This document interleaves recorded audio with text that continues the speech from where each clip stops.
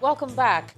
British Prime Minister Boris Johnson says he's very disappointed MPs voted for a delay to Brexit this evening, saying the UK now faces further uncertainty. MPs voted 322 to 308 to reject the government's proposed timetable for the Brexit bill, despite the Prime Minister winning a historic Commons majority for the deal. Opposition MPs say they'll push for a customs union and a second referendum. Here's Simon Pusey with Around the World in 5. Good evening from the Channel's newsroom here in London. Justin Trudeau's Liberal Party has retained power in a narrow Canadian election win, but he will now be a Prime Minister of a minority government. Despite the cheers, the Liberals are 12 short of a majority and will find it harder to pass legislation in Mr Trudeau's second term. There are 27.4 million eligible voters in the country, but only about 7 million people actually voted. Celebrating the win, the Prime Minister said he would govern for everyone in Canada. From coast to coast to coast, tonight, Canadians rejected division and negativity. They rejected cuts and austerity, and they voted in favor of a progressive agenda and strong action on climate change. Meanwhile, the opposition Conservatives gained 121 seats, up from the 95 they held before, making them the biggest opposition party. Tonight, Conservatives have put Justin Trudeau on notice. And Mr. Trudeau, when your government falls, Conservatives will be ready and we will win. Japanese Emperor Naruhito formally proclaimed his accession to the throne in a centuries-old ceremony attended by dignitaries from more than 180 countries, pledging to fulfill his duty as a symbol of the state. The first Japanese emperor born after World War II, Naruhito acceded to the throne when his father Akihito became the first Japanese monarch to abdicate in 2 centuries after worrying that advancing age might make it hard to perform official duties. For the main ceremony in the Matsunoma, or Hall of Pine, the most prestigious room in the palace, Naruhito wore a traditional burnt orange robe and headdress as his father did nearly 3 decades ago. Fierce clashes have broken out in the streets of La Paz after Bolivia's electoral board released data showing President Evo Morales had enough votes to win the hotly contested election. Thousands of Bolivians protested outside the hotel in La Paz, where the voting process had been coordinated, clashing with police and attempting to enter the building. They accuse authorities of voting fraud. The controversy began when the electoral board halted a preliminary vote count, with results then showing the election going to a second-round runoff. The abrupt pause had fueled concerns among election monitors and foreign governments over potential vote tampering. A massive blaze consumed a home improvement store in the south-central Chilean city of Concepcion as violent protests continue to wreak havoc in the capital of Santiago. Firefighters could be seen battling the flames well into the evening as local people watched. Meanwhile, thousands of protesters came out into the streets of Santiago and clashed with police in Plaza Italia with water cannons and tear gas used by authorities to disperse the crowds. The recent crisis in what is normally one of Latin America's most stable countries was sparked by protests over a hike in public transport fares. Meanwhile, a large fire has killed at least 1 person in an incident at a pipeline operated by an Indonesian state oil and gas company in West Java.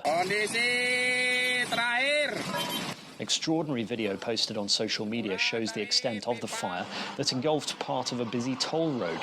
Plumes of thick black smoke billowed out over the traffic that was forced to stop as a result of the fire. A Chinese construction worker was killed, according to a local fire department official.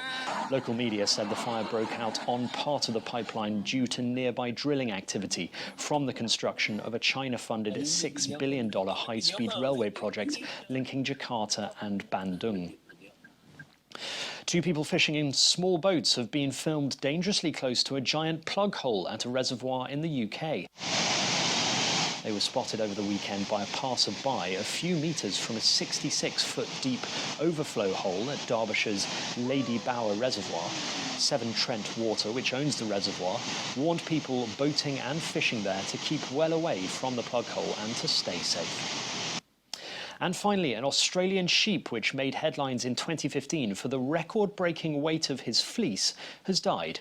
4 years ago, the sheep known as Chris was discovered on the northern outskirts of the Australian capital Canberra, struggling to walk under the weight of his wool, which had not been shorn in more than 5 years. The 40.2 kilos of wool removed from Chris made him the unofficial carrier of the world's heaviest fleece, dethroning the New Zealand sheep Big Ben, who was found carrying nearly 29 kilograms of wool in 2014. The 10-year-old died of old age on Tuesday morning. And that's your international news around the world in 5. Thanks a lot, Simon, the sad one for that sheep. And move on to sports. Here's Ayotunde Balogun.